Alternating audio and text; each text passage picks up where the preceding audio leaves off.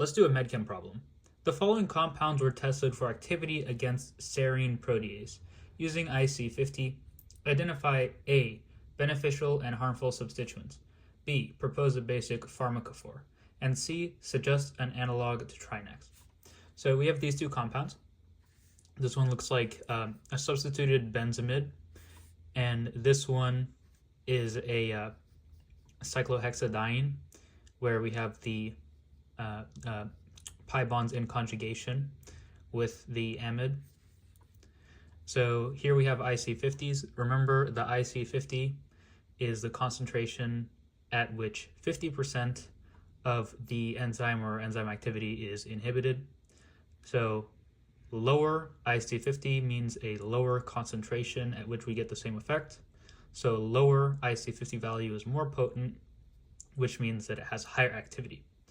So we have our table with 8 different versions of the benzene compound or the benzamide compound, which is the one here, and the cyclohexadiene compound, which is the one here.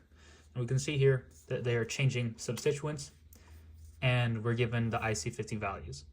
So the best way to look at this is to look at first the difference overall in the trends between the benzene, the left compound, and the cyclohexadiene, which is the compound on the right.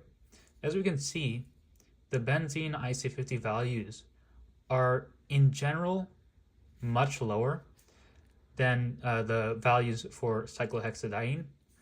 For example, here we have 0.8 micromolar versus 12 micromolar. Here we have 45 micromolar versus 1.2 millimolar. So overall, the trend is that the benzene is a better inhibitor than the cyclohexadiene. So why might that be? Well, what's changing between these two molecules? Well, we have a flat ring with a conjugated pi system, a cyclic conjugated aromatic pi system on this molecule. And on this one, we probably do not have a flat ring. So my guess is the shape is changing, which is significantly decreasing the activity of the cyclohexadiene. And another thing to consider is here we have an aromatic system. Here we don't. We do have a conjugated pi system, but it's not aromatic. And aromatic systems can contribute to certain effects, such as cation-pi interactions or pi-pi stacking, which we may get, some interactions with this pi system on the cyclohexadiene as well, but here we have this very delocalized aromatic system right here that might contribute more. So the first thing we can see just by comparing the two columns kind of qualitatively, not even looking at the individual substitution patterns, is that benzene seems to be more active than cyclohexadiene. So now let's take a look at what actually makes benzene a better inhibitor when we substitute it. So the way you're going to want to do this is by looking at the different variables, the R values, and only changing one at a time. So you're not going to want to change, for example, R1 and R2 while also changing R2 and R3. It doesn't really work. You need to change one variable at a time, otherwise you cannot really see a trend. So let's just make a chart right here. So the problem says to identify beneficial and harmful substituents. So I'm going to make a plus for the beneficial side, and I'm going to make a minus for the harmful side. And then in between them, I'm going to make a neutral right here. First, let's take a look at the R1 substituent. We can see on R1, we have pretty much all hydrogens, except for on compound 3 and compound 8. On compound 3, we have a methyl right here. And on compound 8, we have a tert-butyl on the R1 as well. So the thing that this is probably considering is whether adding steric bulk to position R1 is going to affect activity. And the way I'm going to look at this is by comparing the different hydrogen substituted molecules with the alkyl substituted molecules. So first, let's take a look at the difference between having a hydrogen on R1 and a methyl on R1. So in order to do this, we're going to want to pick two compounds where we have the same R2 and R3 values. So we can do that by comparing compound 1 and compound 3. Compound 1 has a hydrogen on R1, compound 3 has a methyl on R1, and the other substituents are the same. We can see that when we go from hydrogen to the alkyl, we lose a little bit of potency, but not much. It's a difference of 0.1 micromolar in the IC50. So what is that telling me? That's telling me that changing to an alkyl group, maybe it is a little bit harmful, but not much. It could be due to steric clash or something like that, but it's not seeming to have much of an effect. So it seems that R1 is tolerant of small alkyl groups. Now let's take a look at the tert-butyl group. So we have two compounds right here, 7 and 8, where we change from the hydrogen on R1 and the tert-butyl on R1, and the other ones are the same. We can see that when we change from hydrogen to tert-butyl, the IC50 significantly increases from 0.5 micromolar to 15 micromolar. So that's telling me that tert-butyl is having a great decrease in the activity, so it's probably due to steric clashing. So how would I rank these two? Well, tert-butyl is clearly harming the activity of the molecule, so I'll put R1 equals tert-butyl here. And then for the methyl, it seemed to be not much of a change, so I'm going to put that under neutral. All right, now let's move on to the next substituent, R2, this one. So R2, we can see that on all of them we have hydrogens, except on 4 and 5 we have fluorine and methoxy.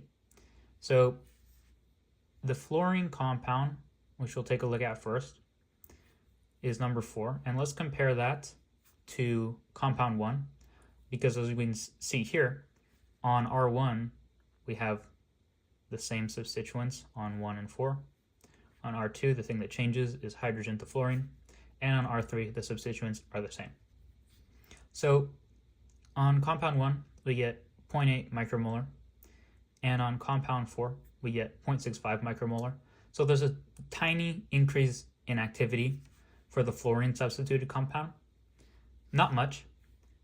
We may consider that fluorine has different electronics than hydrogen.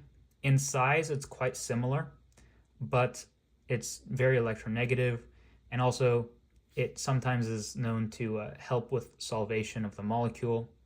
So these could be factors contributing to it.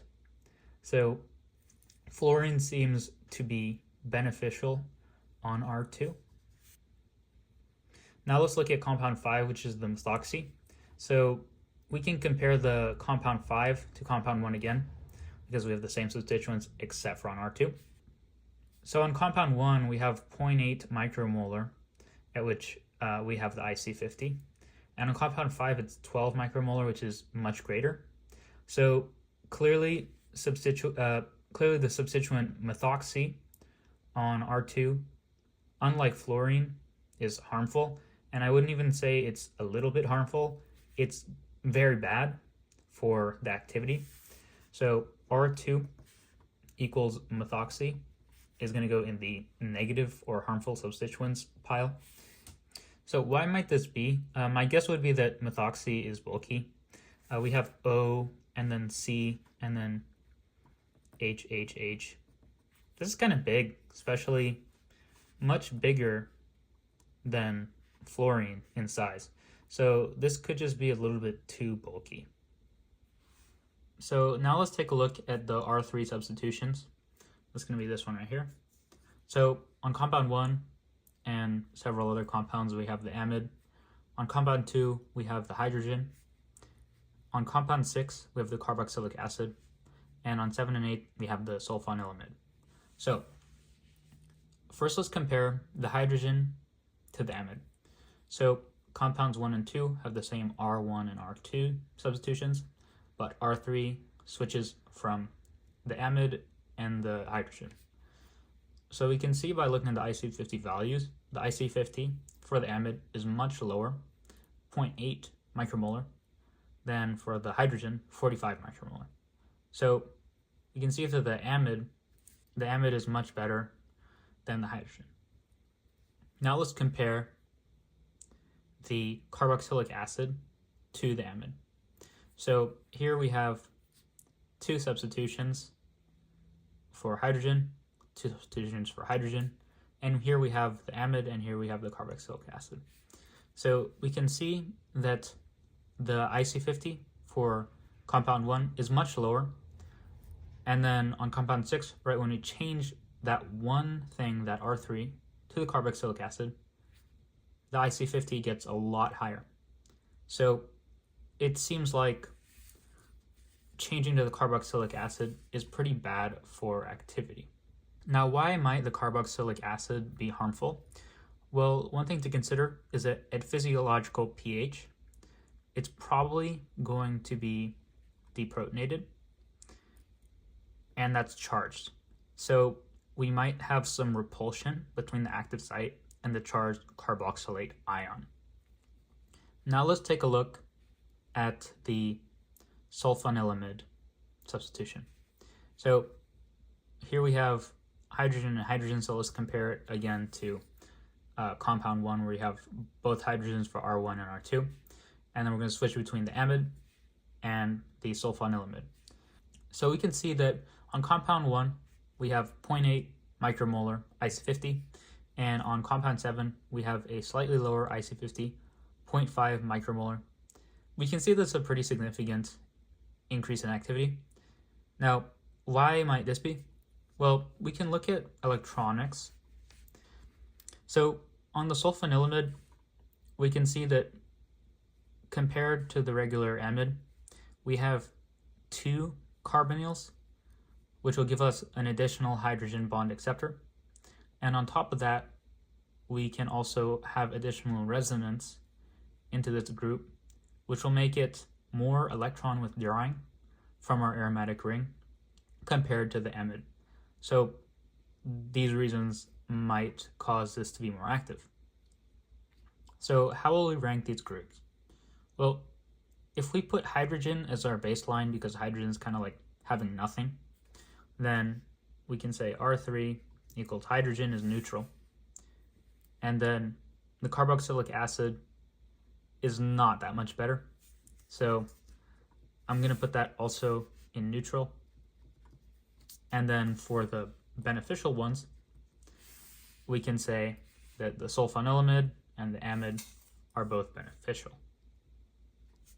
So here we figured out that what benefits the IC50, what makes it lower, is changing R2 from hydrogen to fluorine, and for R3 having either sulfonamide or regular amide, but sulfonamide is the best. And then the things that harm the compound activity are going to be having a bulky group on R1 and R2 this methoxy, which we can also probably attribute to bulk. So now let's look at the basic pharmacophore structure. So earlier in the video, we compared the benzamide to the cyclohexadiene, and we saw that the cyclic pi system was beneficial. So I'm going to say that the cyclic pi system is part of the pharmacophore. On both of these molecules, we have the amide, which seems like it could be an important thing to the electronic effects of the molecule. We have the NH2, which is a hydrogen bond donor, and we have the carbonyl, which is a hydrogen bond acceptor. And this system is conjugated with the benzene, affecting the electronics. Now, we can't fully say whether changing this group out will break the activity or harm the activity, but given that both of these baseline structures have this, I would say that it's probably part of the core pharmacophore that's being tested here. Now, it seems that for R1, we want to have basically a non-bulky group that's kind of electronically inert, like an alkyl group. R2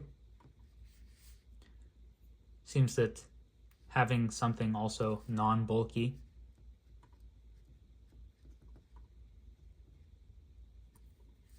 and R3 having essentially an electron withdrawing group that also can participate in hydrogen bond donating and accepting.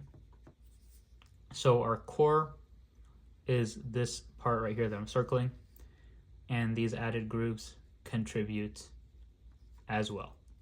And changing them dramatically affects the activity of the compound. Now, part 3, suggest an analog to try next. So the best way to do this is to just look at what helped the molecule. Well, R2 being fluorine increased our activity. You can see that it increased our activity on compound 4 compared to compound 1 from 0.8 micromolar to 0.65 micromolar. So that helped a little bit. And we can also see that on R3, having the sulfonamide was especially beneficial in terms of activity. It changed from 0.8 micromolar to 0.5 micromolar on the IC50 value for the benzene. And the cyclohexadiene, we're just going to ignore that because we already know that that's not very effective. So what I would do is I would draw the molecule, the aromatic one,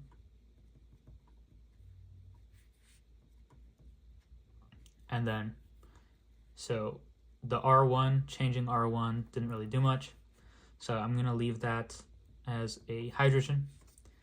For R2, we want to make sure that we have that fluorine there because that was beneficial. And for R3, we want to have the sulfonamide. And this is the compound that I would submit next to testing.